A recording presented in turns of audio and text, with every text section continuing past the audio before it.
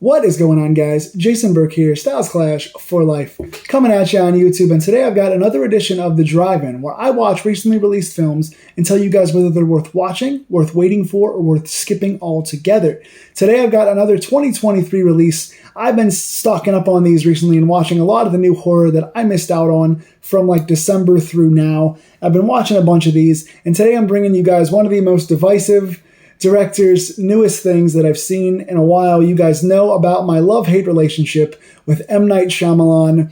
If you look back through the Glass trilogy and The Visit and The Sixth Sense, I love those things that he's done. And then you have things like The Village and Old, and I hate those things. So M. Night Shyamalan to me has one of the more divisive and more divided filmographies of anybody. Like usually if I like a director, I kind of like almost all their stuff. Everyone's got a few standouts and a few duds, but usually the guys that I love kind of stay consistent, and the ones I don't like, I tend to just not connect with their work. M. Night Shyamalan has got some stuff that I love and some stuff that I hate, so I'm always going to watch his work, not knowing what to expect, because I fall right in the middle on a lot of his things, and I've never really fallen in the middle, so to speak, in terms of kind of being ambivalent about one of his movies. I usually love it or hate it. Let's see if that holds up today. I'm talking about Knock at the Cabin. This finally appeared on Peacock. It is on there now for you guys that have Peacock. You can stream it. I checked this out. This movie is written by M. Night Shyamalan and Steve Desmond, based on a book by Paul Tremblay, the famous horror sci-fi thriller author, which I usually enjoy his work. Directed by M. Night Shyamalan, who directed the aforementioned movies that I mentioned at the beginning of the video. Starring Dave Bautista as Leonard. You guys know Dave as, the wrestler that's part of the Guardians of the Galaxy stuff. Jonathan Groff as Eric, who is a big, Glee/musical theater guy. Ben Aldridge as Andrew, and Kristen Cui, I hope that I'm pronouncing that correctly. Kristen Cui as Wen. And I'm going to do this spoiler-free. It's a newer movie that just came out on streaming, so I won't spoil it for you. I'll talk around some talking points and kind of give you guys some positives and negatives of what I thought of the film. Essentially, the story, without spoiling anything, I think this is just in the trailer. You can see this immediately when you turn the trailer on, is that a family, two fathers and their young adopted daughter, are hanging out in their cabin by the lake. Their little, I don't know if it's their home or summer home or whatever, but they're hanging out, enjoying just a lovely picturesque vacation or hangout. And they get approached by Dave Bautista and his gang of friends who come to the door saying they have to help this family make a choice to save the world. They are there to, they show them breaking into the house and causing some damage to get into the house and seeming very aggressive in doing so, but they say they're trying to do something that's right and save the world and make this family make a choice that could save essentially the apocalypse. And so that is the premise of this movie. And without spoiling anything, that's pretty much the movie. That's pretty much what happens. It is straightforward. I wish I had not seen the trailer because while it doesn't give a ton away, there's not a ton more meat on the bone beside that to really talk about. So this review might be shorter than others because without spoiling anything, there's not a whole lot that I can say that's going to be super creative because the movie is kind of just on one linear path. And while that path is not always bad, and that path is sometimes an easy ride, that path can be a little predictable in a negative way. But let me talk to you guys about this film overall. There is an allegory to the Horsemen of the Apocalypse. And while I won't give that away necessarily, and what I mean by that, if you know, you know. If you've seen it, you know. But there's an allegory for the Horsemen of the Apocalypse, and I think it follows it pretty well. Each of the main characters on Dave Bautista's side that I haven't written down here, they followed kind of some tropes and characteristics of the Horsemen of the Apocalypse. And so you get kind of these not very layered, but well-outlined characters. They have kind of a good exterior. You know what each one's about initially. They introduce you to each character quickly, and you kind of get what their point is. I wish they would spend more time with them. We'll get to that. But the allegory itself for the Horsemen of the Apocalypse, I really enjoyed. I have not read this book by Paul Tremblay. Like I said, I usually like his work, so I'd like to read this. Based on watching the movie, I think the book would be exponentially better. So I would like to check that out. And I may, because a lot of times Shyamalan's, when he pulls stories from different books, the books wind up being better. I heard the old was a lot better, and I've heard this book is also better. So we will see. So I'm going to give Horsemen of the Apocalypse allegory and the source material and general idea all positives. Another positive that I really enjoyed, the one that was at the heart of the story for me, was the family dynamic. We have these two gay men, Jonathan Groff and Ben Aldridge, and we have the daughter who really shines to me, Kristen Cui. And again, I hope that I'm saying that properly. I think this is Kristen Cui's first big movie role. I'm not sure. I've not seen her before, but she's this little, I want to say Asian girl, and these two white gay men who have adopted her. And you get little moments of flashbacks about their relationship, the happy points, the positives of their relationship, their bonding moments that are really cute. And we open the film with, on long shots of Kristen Cui, and we see her playing in the garden, and we see her introduction to kind of what's going on. And she's just really good. She's pure and she feels real. And I wish she had a bigger role in this, because when she gets little moments to shine, they're really small and kind of, she starts off well and they don't do much with her later on. And I wish they had, because I really enjoyed her in this movie. I will also say that Dave Bautista has a relationship with Wen in this movie. And their interplay is really, really strong in the beginning and then kind of fades off as the movie goes on. They start this premise really kind of building up the staunch and important but also softer sides of Dave Bautista's character, Leonard here.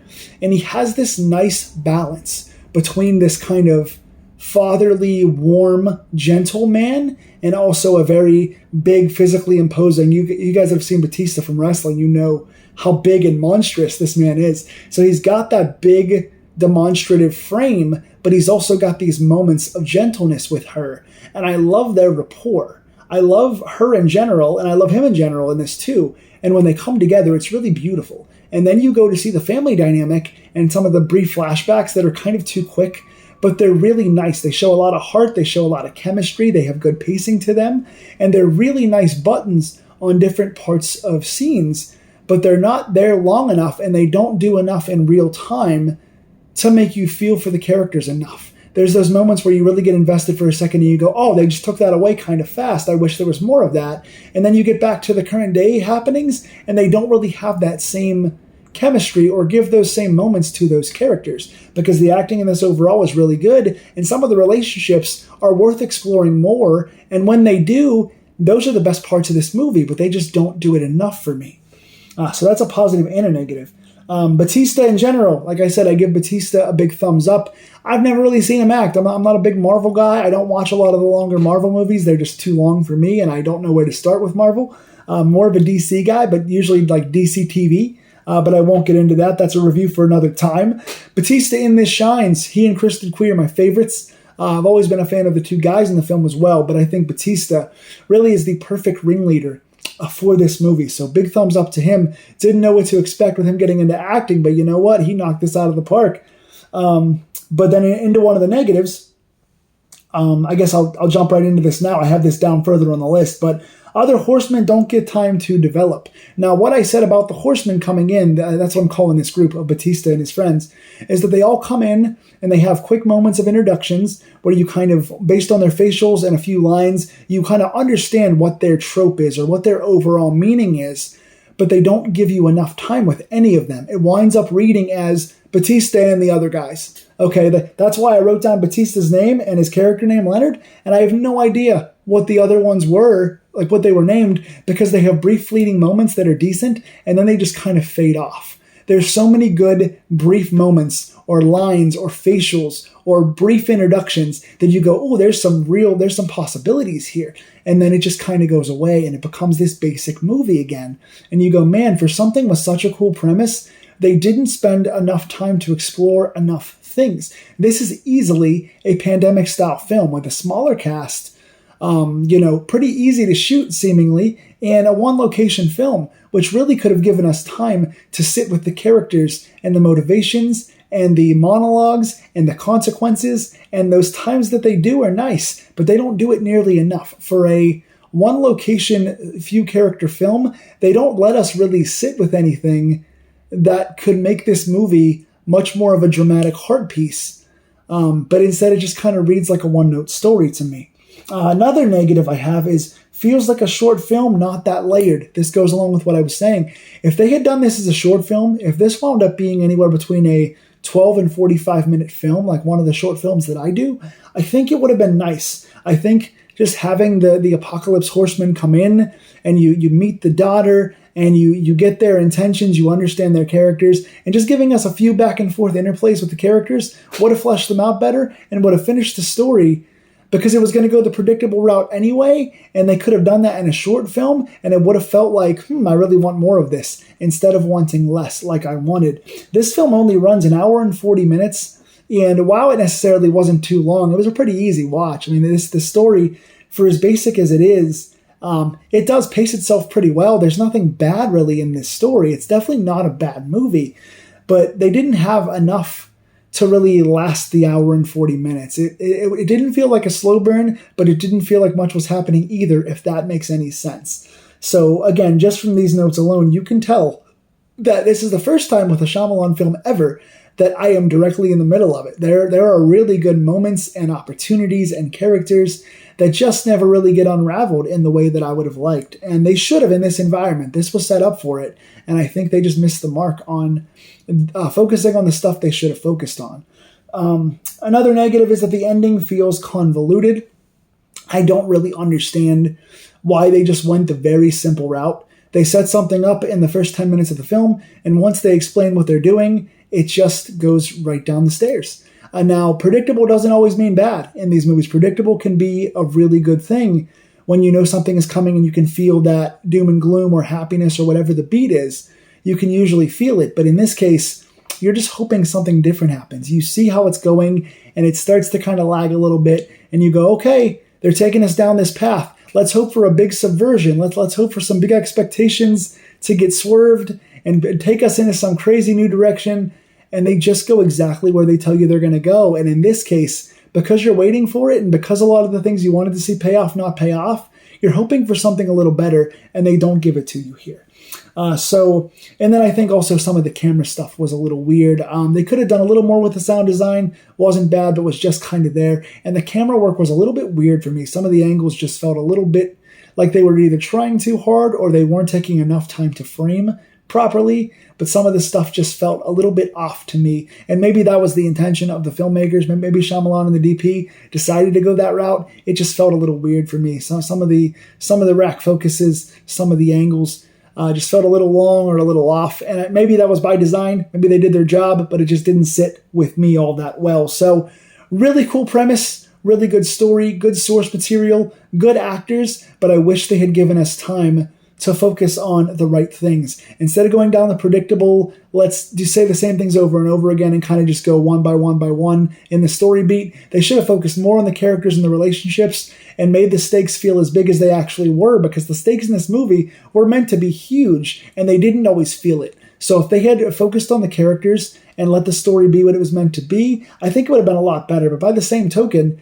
it's a well-acted, really easy watch that has really nice moments. Now, they don't really ever capitalize fully on those moments, but I think overall you'll enjoy watching this. If you tend to like Shyamalan stuff, you'll probably like this. And if you hate Shyamalan stuff usually, I don't think you're going to hate this. I don't think it's hateable. I don't think it's lovable, but I don't think it's hateable. I'm going to give this movie a 5.5 out of 10. And while I think it's forgettable and I don't think that I will be there by the end of the year thinking about it or having it on any of my lists by the end of the year, I think it's a fine watch. It's another decent Shyamalan movie. This one falls right in the middle for me at a 5.5 out of 10. What do you think? Where does it fall for you? If you've seen it, please give me your rating and your thoughts on, am I being too hard on this or am I just right on this? Tell me in the comments below what you thought. Tell me down there. If you have not seen it, go check it out on Peacock. It's free to stream. I would say it's worth a free stream. I don't think it's worth going to pay for it in theaters, but I think it is worth a free stream right now if you've got Peacock. So tell me in the comments below if you liked this or didn't and why, and what else I should review for you guys on the drive-in coming up. Stay scared and take care.